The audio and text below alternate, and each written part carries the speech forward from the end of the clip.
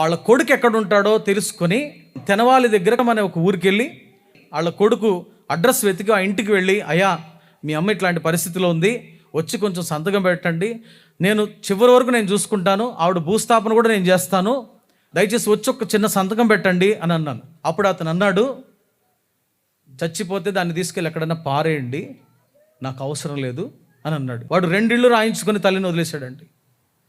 2 ఇళ్ళు రాయించుకొని తల్లిని నిరాశ్రయరాలుగా వదిలేశాడు. ఆమె బస్టాండ్లో బతుకుతుంది పాపం. రీలరా, ఒక విషయం చెప్తాను, పిల్లలు బ్రతికుండగా తల్లిదండ్రులకు అలాంటి పరిస్థితి పట్టింది అంటే ఆ పిల్లలు బ్రతికున్న జీవాలా శవాలా? చెప్పండి.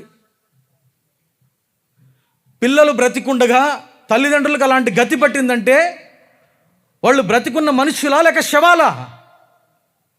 నా దృష్టిలో అయితే శవాలే. తల్లిదండ్రి మీద ప్రేమ లేని కొడుకు వాడు పుట్టనేమి గిట్టనేమి, పుట్టలోని చెదలు పుట్టవా గిట్టవా విశ్వధాభిరామ వినురవేమ అన్నాడు వేమన. తల్లిదండ్రుల మీద ప్రేమ లేనటువంటి కొడుకు వాడు పుట్టినా గిట్టినా ఒకటే,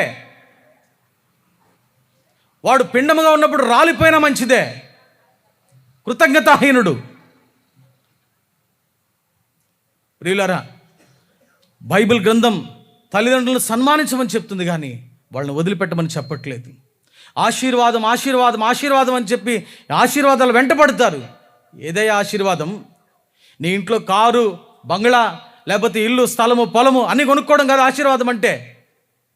నీ తల్లిదండ్రులను సన్మానించు, నువ్వు అడగకపోయినా దేవుడు ఇస్తాడు.